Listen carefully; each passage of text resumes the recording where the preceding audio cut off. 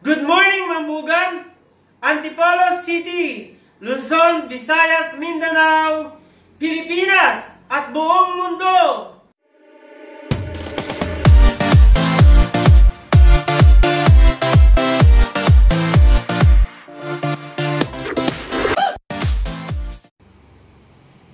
Kamusta kayo mga kabarangay?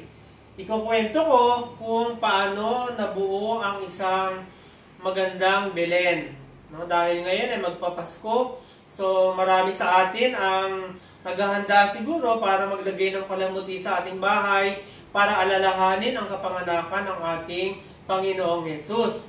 So balit, bago tayo dumako sa Belen, ay nais kong ibahagi sa inyo ang nakalagay sa banal na kasulatan. Nais kong basahin ang Kawikaan, Kabanatang 15, talatang 3. Ang nakalagay, ang mga mata ng Panginoon ay nasa bawat dako na nagbabantay sa masama at sa mabuti. Kaya mga kabarangay, kung meron pa dyan na mga nagtatapon ng basura, dahil hindi naman kayo nakikita ng mga ibang tao, masama po yan kasi nakikita tayo ng Panginoon. Huwag natin dumihan ang kapaligiran na nilikha ng Diyos na napakaganda. Mga kabarangay, alam nyo, itong Belen na ito, kaya yan may number, kasi ang entry namin ay number 7. Noong December 2018, ang Centro Mall, yan nakalagay, Centro Mall, sa tarpaulin na yan, ay naglunsad ng patimpalak na paggawa ng Belen na gawa sa mga recyclable materials. Ito po ay sa pangunguna ng Mayor Inares ng lungsod ng Antipolo sa pamamagitan ng City Tourism Office. At ang aming barangay captain na si Kapitan Marlon Singapan ay inutusan ako na sumali kami. Kasi 16 na barangay ang kasali. At ang Belen na to ay nagwagi siya ng first runner-up. At alam niyo mga kabarangay, itong ginamit kong materyales, ito ay lumang estante ng lagayan ng mga plato na pinanghingi ko lang. Pagkatapos, hiningi ko siya sa MRF. Pagkatapos, binalutan siya ng gold na sticker. Yan, kaya akala natin ginto siya. Pero mga luma yan, medyo kalawangin na. Ayan. Tapos, mga tira-tirang tiles dito sa ilalim niyan. Ginawang sahig nito. Mga tira-tirang tiles. Mga basag-basag. Hindi na natin makita kasi natakpan siya ng mga damo-damo. At mga lumang paint roller. Ito oh. Yung kapag nagpipintura tayo ng bahay, ito yung sahuran ng lagayan ng roller na may pintura. Yan, ginupit ko, ginawa ko siyang bubong. At egg tray na asbestos na pininturahan ko lang ng kulay brown. No, ginawa kong bubong ng inn or hotel. At lumang ice tray. Ito, mga lumang gawaan ng yelo sa mga freezer. Yan, 2. Tapos pininturahan ko ng brown para magmukha siyang bubong ng sabsaban. At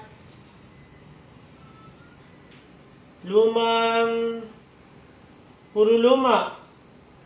Mga whiteboard pen. Yung poste, mga whiteboard pen yan. Binalutan ko lang din ng gold. No, mga whiteboard pen yan, sa halip na itapon ay ginamit ko. At lumang tarpaulin. Ito, tarpaulin po ito. Luma. na nag-drawing tayo ng sky.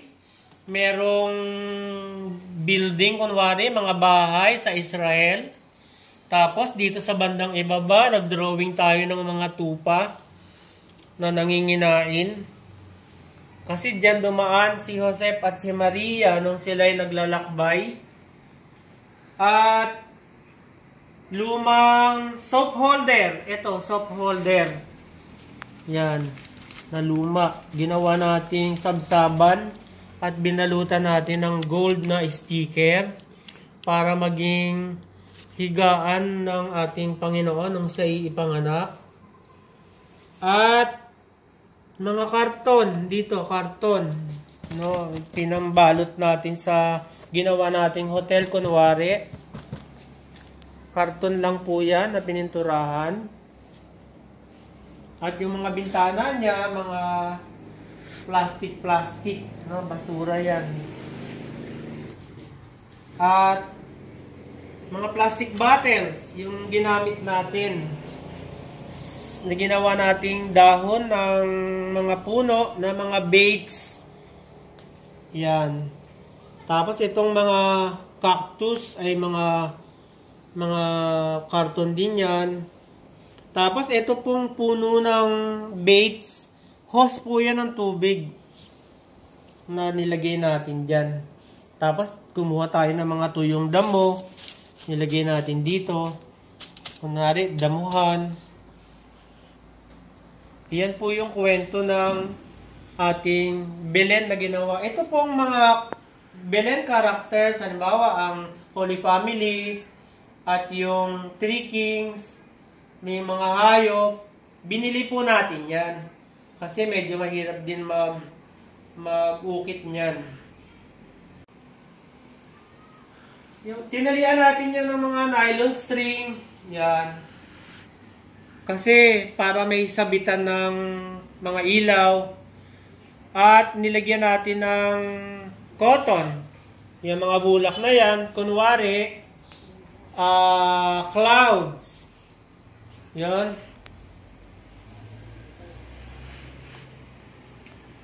At ito naman yung buntot kunwari ng star. Ito. Paiilawin natin yan. May ilaw pa yan. Na lumipas ang 2 taon ay may ilaw pa rin siya. Buo pa. Ganyan po yung esensya ng tunay na recycling. Na hindi pagkatapos natin gamitin, itatapon natin.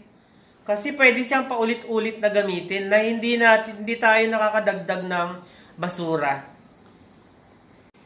Mga kabarangay, 16 kasi na barangay sa lungsod ng Antipolo ang naglaban-laban. At ang bilhin natin ay nagwagi bilang first runner-up.